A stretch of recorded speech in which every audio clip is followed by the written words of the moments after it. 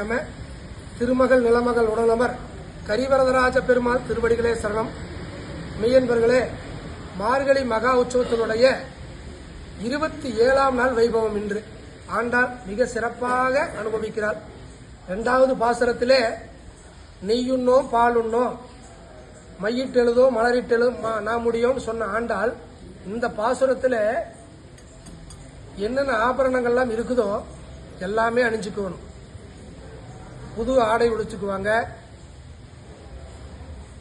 மூட நெய்ப்பது நெய்யுண்ணோன்னு சொன்ன ஆண்டாள் நிறைய நெய் ஊற்றி இந்த நம்ம சன்னிதியில் சிறப்பாக நடக்கும். முழங்கை வழிவார சாப்பிடுவா. இன்னைக்கு ரொம்ப விசேஷமான பாசுரம். எல்லாத்துக்குமே ஆண்டாள் 27 நாள் விரதத்தை இன்னைக்கு பூர்த்தி பண்றான். ஏன் 27 நாள் 30 நாள் அல்ல மார்கழி அப்படின்னு எல்லாம் சொல்லுவாங்க. ஆண்டாளும் பெண் என்பதனாலே 30 நாள் விரதத்தை கடைபிடிக்க முடியாது. 27 நாள் தான் பண்ண முடியும். அப்படிங்கறதுனால ஆண்டாள் 27 நாள் தான் நம்மளுக்கு விரதத்தை பண்ண சொல்றான். இன்னைக்கு விரதத்தை பூர்த்தி பண்றான். 27ஆம் நாள் வைபவம். இன்னைக்கு கூடார வெல்லும் சீர் கோவிந்தா உந்தன்னை பாடி பறை கொண்டு எல்லாருக்கும் பாடுங்க பாடுங்கன்னு சொல்றது அதனாலதான்.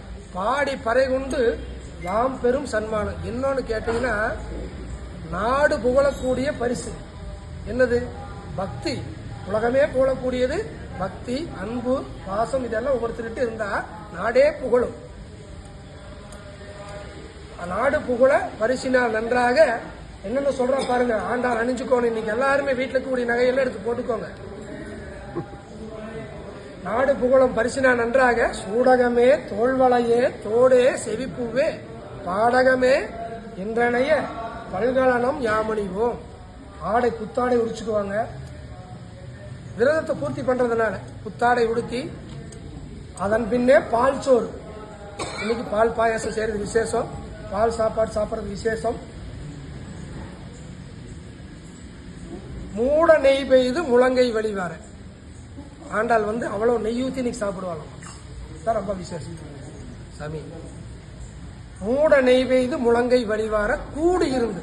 இந்த வார்த்தை தான் ரொம்ப முக்கியம். எல்லாரும் கூடி இருக்கும்.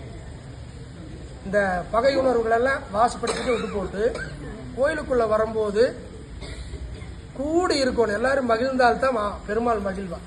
அவன் மகிழ்ந்தா உங்க குடும்பமே மகிழும். எல்லாரும் கூடி இருந்து குளிர்ந்தேல கூடுனா மட்டும்தான் மகிழ்வு. யாரும் பிரிஞ்சு வைக்கணும்னு யாரும் மனசுல நினைக்கவே கூடாது. ஒரே கோஷ்டியா இருக்கணும். கோஷ்டி அப்படின்னா கூடி இருக்கக்கூடிய, கூடி இருந்து குளிர்ந்தேல ரம்பாவாயின்னு ஆண்டாள் பிரார்த்தனை பண்றா.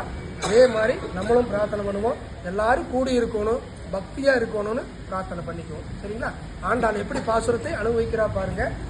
கூடாரை வெல்லும் சீர் கோவிந்தா, கூடாரை வெல்லும் சீர் கோவிந்தா, உந்தன்னை பாடி பறை கொண்டு யாம் பெரும் சன்மானம், உந்தன்னை பாடி பறை கொண்டு யாம் பெரும் சன்மானம், நாடு புகழும் பரிசினால் நன்னாக, நாடு புகழும் பரிசினால் நன்னாக, சூடகமே தோல்வளையே தோடே செவிப்பூவே, சூடகமே தோல்வளையே தோடே செவிப்பூவே, பாடகமே என்றனைய பல்கலனம் யாமணிவோம், பாடகமே என்றனைய பல்கலனம் யாமணிவோம், ஆடை உடுப்போம் அதன் பின்னே பாச்சோறு மூட, ஆடை உடுப்போம் அதன் பின்னே பாச்சோறு மூட, நெய் பெய்து முழங்கை வழிவார, நெய் பெய்து முழங்கை வழிவார, கூடி இருந்து குளிர்ந்தேலோர் எம்பாவாய், கூடி இருந்து குளிர்ந்தேலோர் எம்பாவாய்.